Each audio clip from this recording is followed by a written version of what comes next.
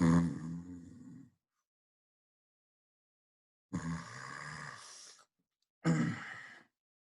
hello.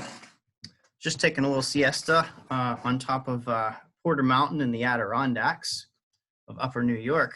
But you know that I'm not really in the Adirondacks. I feel like the great and powerful Oz from the movie The Wizard of Oz. Pay no attention to the man behind the curtain. Although I'm not behind the curtain, I'm in front of the screen. It is an illusion.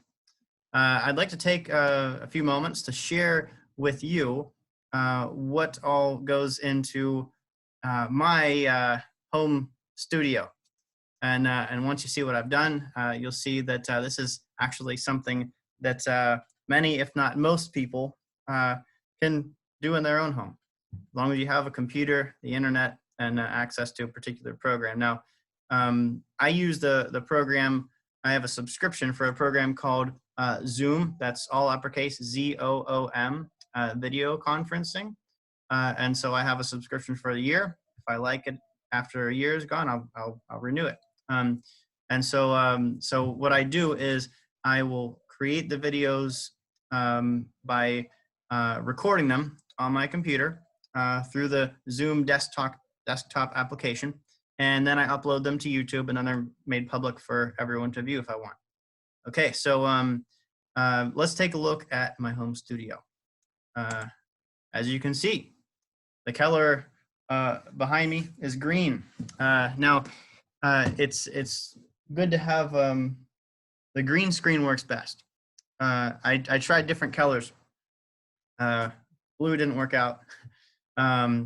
Pink was it worked okay, but when I did certain screens, there were, so here I am in the forest in Florida, and it looked like the forest of Florida was coming through my face right here, because my skin tones were very similar to the background screen. So reason for the green background screen is very few of us have green skin. Only reason it might be a problem for somebody is if they chose to dye their hair green or something, then it would blend in with the screen. So what this is green, little plastic green tablecloth, and I have 3 of them, 3 plastic green tablecloths overlaid on top of each other, draped over a string that's up here, tethered to up on my left and on my right, and so that's my background. It's very simple, very inexpensive. And now lighting is another thing. Lighting can be challenging. In the daytime, when the sun's shining through the windows very brightly, and there's a window over here, 2 windows right here behind the computer. And right now it's actually letting in about the perfect amount of light because the sun's coming in from this angle, and I have the blinds are closed, but there's just enough sunlight coming in that it's good. If the sunlight shines in too brightly, this just doesn't work out well. Now at nighttime, one of the problems is it tends to get too dark, and I need lights in order for the video to work. But also I have to be careful about shadow. And so I have a light over here to my forward, to my right. I have this one, right? And so, okay, so there's my light.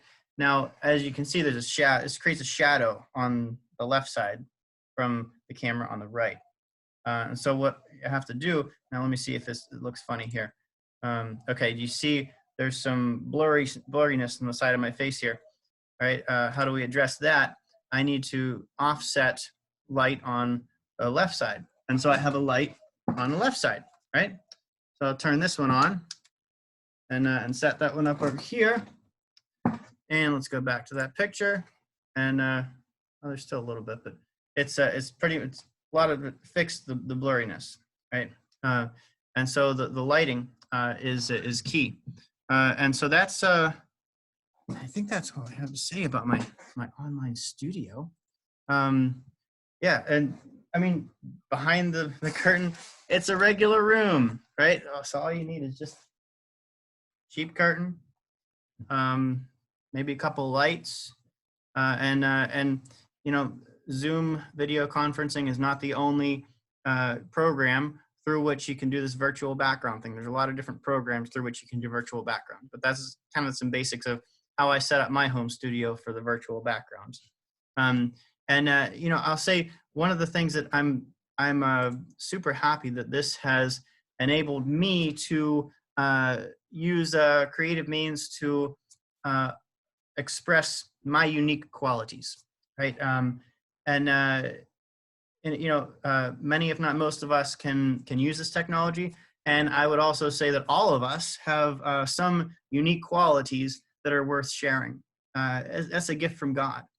And you know, I understand God as the source of divine creativity.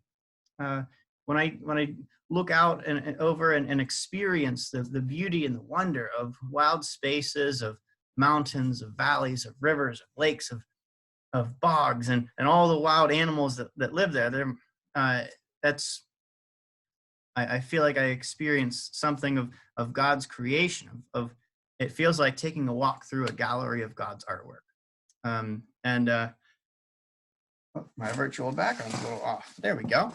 And so it's through my personal relationship with Jesus, who is spoken of as the scriptures as the one who's called Emmanuel, which means God is with us. If God is the source of divine creativity, Jesus is the personal embodiment of the source of divine creativity. And through God's Spirit living in me, I'm able to have my relationship with Jesus through prayer, and that blesses me with the courage, the wisdom, and even the joy of living into and allowing the fullest expression of my unique qualities. And we all have unique qualities to share. In a previous blog post, I talked about embracing your weirdness. I embrace my weirdness. And when I talk about my weirdness, I mean that in a good way. I'm talking about allowing my unique qualities, unique God-given qualities, to find expression. And some of my unique qualities are my love and appreciation for wildlife and wild spaces, right? But like I said, we all have those unique qualities, and God gives us these qualities. It's a gift, right? And it's not only a gift for us; it's a gift for the world, because God, through speaking through the Apostle Paul, says each of us is given a gift in order to help others, right? And so, you know, maybe you have your unique qualities. You're able to figure out what those are, discover them, and share them, right? Maybe you have gifts for teaching, for guiding, for inspiring. There's so many different gifts that God gives, and I'm going to tap into my gifts one more time with you right now. Now we're in the Adirondacks. I better put my hat back on. All right. Okay, so we're on top of Porter Mountain right now, but we're going to go back down Porter Mountain, and we'll take a little walk through the Bloomingdale Bog. Here we are at the Bloomingdale Bog in the Adirondacks in New York. There's Whiteface Mountain behind me. And let me see if we can find the rare black-backed woodpecker of the far north. All right, so there he is. This is actually a picture I took back in December at the end of the year.